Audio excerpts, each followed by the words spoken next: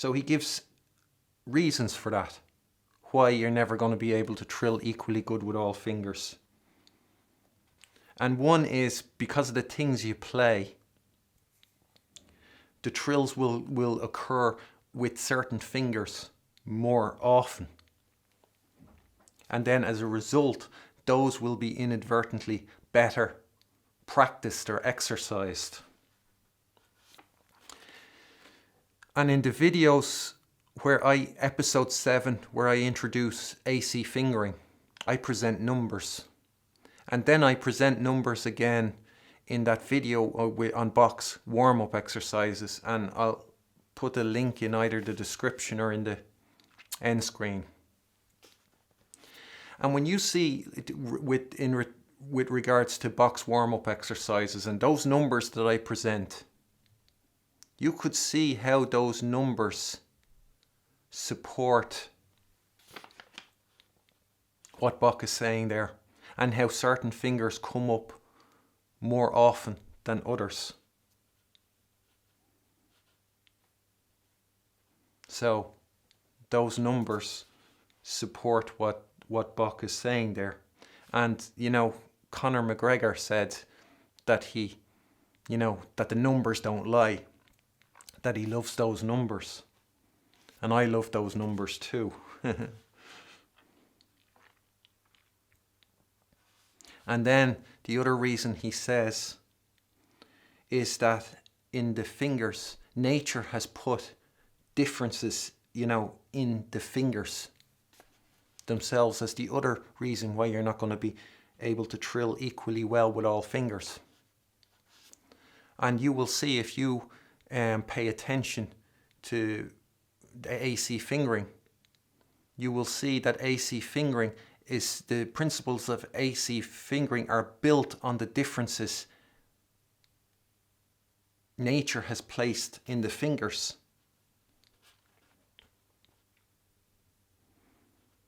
That it fully embraces everything that Bach is saying. And as well with AC fingering, you could think with the fingers, with Bach's warm-up exercise, you could as well wonder, AC fingering solves fingering. And you can see in the numbers, those numbers are there to be understood. You can see that the fingers are used more equally with AC fingering. And so you could see that, or you could maybe consider that AC fingering, because it solves fingering, it's taking you to a new level of, a higher level than what Bach is enjoying here in what he says. And when he says that you'll never trill equally well with all fingers, while AC fingering fully supports that. From the numbers, you could imagine that maybe the trills are more equally distributed among the fingers with AC fingering. And you could amend that sentence to say, one will, trill equally with all fingers, but not equally well in the one circumstance, but at different occasions. So the fourth finger will trill equally well as the third finger if that fourth finger is on a black key, or the little finger will trill equally well to the third finger if that little finger is on a white key.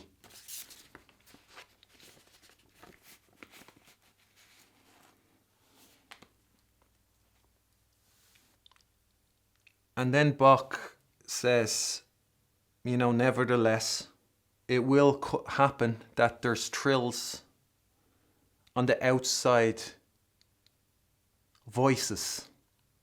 And that in the meantime, when you have to, like a sustained trill, a trill to be sustained or held out, so an extended trill.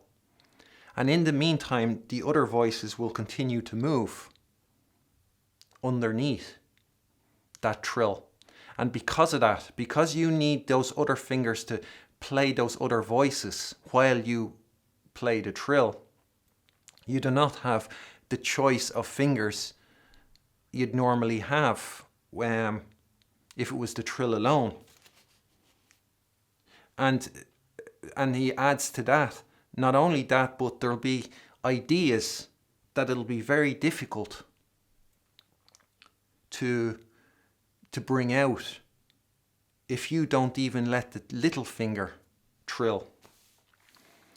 And this is, I've mentioned this when I dealt with the chapter on fingering in those videos.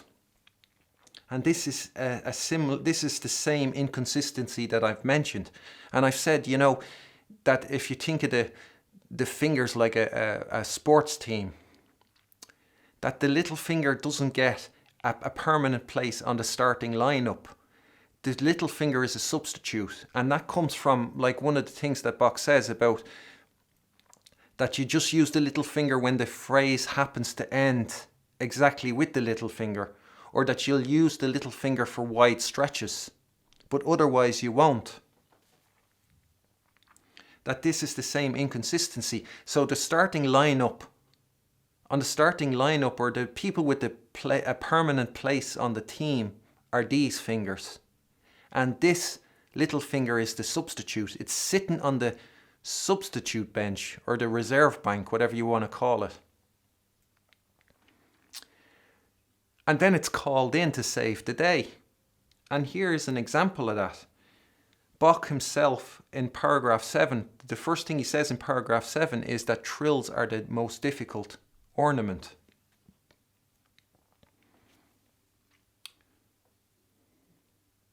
And so the little finger is called in to perform the most difficult ornament. And then it's sent onto the reserve bank. And like I said, the trill is going to get frustrated. He thinks, yeah, I have to sit here watching them play. I don't get a place on the team, but I have to come in and save the day when things get really difficult. I'm expected to perform the most difficult tasks, and yet they still don't trust me with a proper place on the team.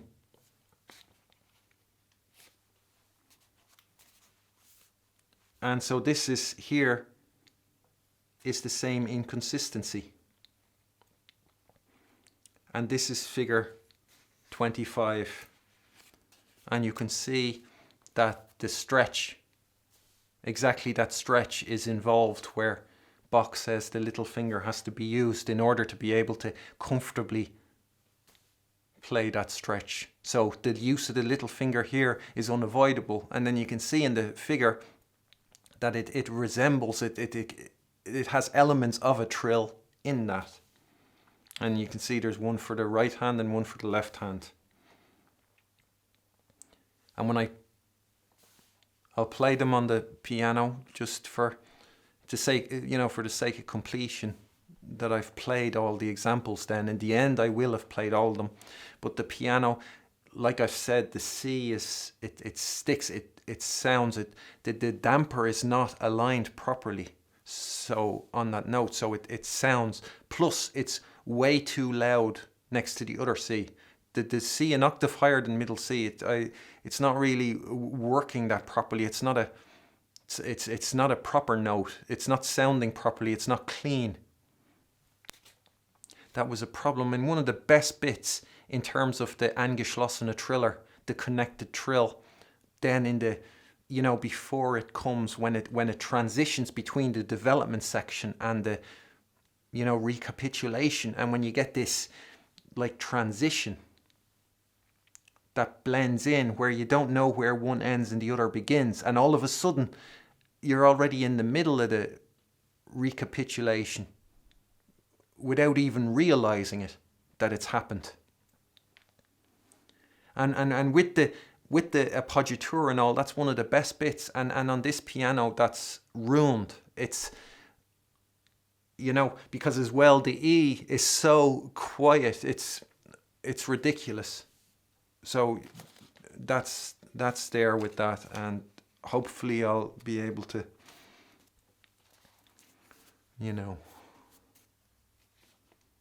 at some stage have a better piano and I'll be able to provide better sounding examples for you.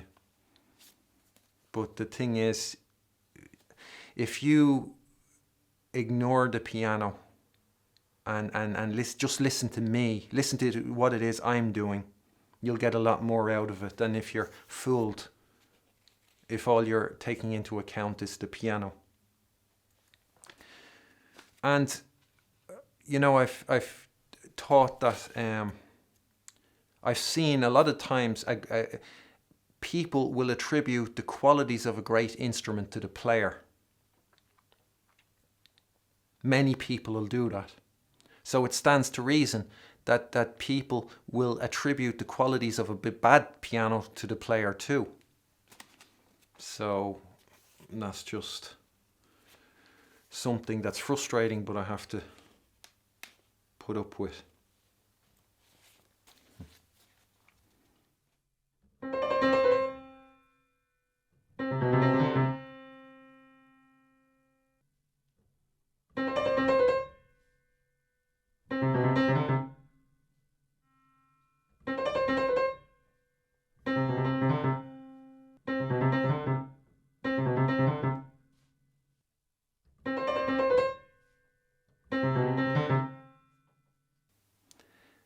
Man kann wenigstens ohne zwei gute Triller in jeder Hand nicht fortkommen.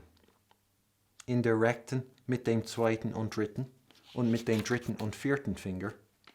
In der linken Hand mit dem Daumen und zweiten und mit dem zweiten und dritten Finger. Diese gewöhnliche Fingersetzung bei den Trillern ist Ursache, dass der linke Daumen besonders geschickt wird und daher nebst dem zweiten Finger fast das meiste in der linken Hand zu tun hat. So Bach elaborates on what he said in the previous chapter with this, or in the previous paragraph with this paragraph. And what he elaborates on is him saying that certain fingers, trills will occur with certain fingers more often in the stuff that one plays. So he elaborates, he tells us what fingers they are. And in the right hand, it's the second and third and the third and fourth fingers. And in the left hand, it's the thumb and second finger and then the second and third finger. And so he further then sort of supports what he said there by saying, you know, it's this common finger application with trills. This is the reason why in the left hand, the thumb will be particularly skilled, and that next to the second finger, it will have the most to do. So he continues on from what he said in paragraph 9.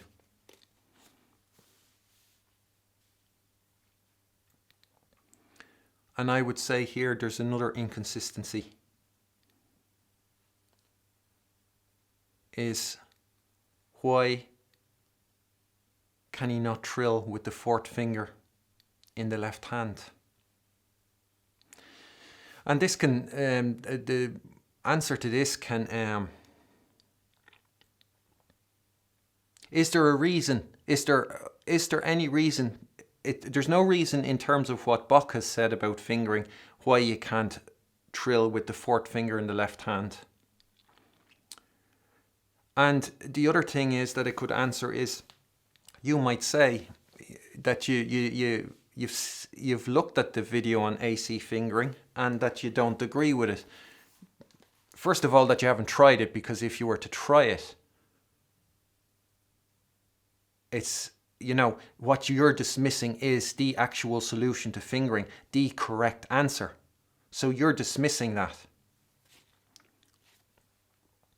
The other thing is, you might say, and you might not believe me, that the fourth finger can't play a white key. Or you might not agree with AC fingering that bases its principles, its solution on the fact that the fourth finger can't play a white key. And say, look, Bach says you can use your third and fourth finger playing trills on the right hand. So that must show that you're wrong. in saying the fourth finger can't play a white key. And I would say that, first of all, let's say there's a bar of what's passable and not passable. Anything above the bar, that raises above the bar, is passable, and anything that falls short of the bar just doesn't work, plainly.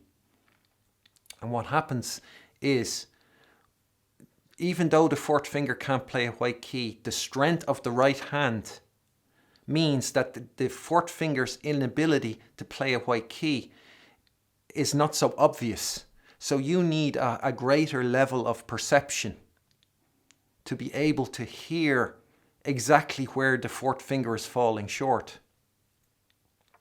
But because of the strength of the right hand, it brings it above the bar to be passable, and it puts it in the question of how perceptive are you that you can discern that the shortcomings or the inability of the fourth finger to play a trill, which means you need a greater musical understanding and recognition to spot that, because you'll see somebody like Horowitz playing a trill with the fourth finger and think his trills sound perfect. So you need to have a greater awareness and to be spot things that many people won't spot in order to know why it's still, even for Horowitz, it doesn't work. And then what happens is when you get to the left hand, where there is not that strength to compensate for the fourth finger's inability to play a trill or to play a white key, because the strength in the left hand isn't there, it means you plainly won't be able to play a trill on the left hand with the fourth finger. And that's why Bach doesn't include it here in this paragraph, because it's just not possible. And I haven't tried this, so I'm prepared to go out on a limb here and say that you will not be able to play a trill using the fourth finger on a white key in the left hand. You just won't be able to do it. And that then becomes obvious for everybody, even somebody with a very low level of perception. Even they won't fail to recognize that a trill with the fourth finger on the left hand on a white key, it's not working. You're not getting a trill with that finger. That's why Bach doesn't mention it. And there is another inconsistency in the general principles of fingering he presents. And again, the numbers I present will support what Bach says here about the second finger and thumb in the left hand having the most to do. The numbers I present in that Bach's warm-up exercise video will support that claim he makes. And based on the principles of fingering that Bach is speaking from, what he says, all that is true. And why there's the inconsistency is because the principles of fingering that he is presenting don't solve fingering. And the reason there's no inconsistencies with AC fingering whatsoever is because AC fingering solves fingering.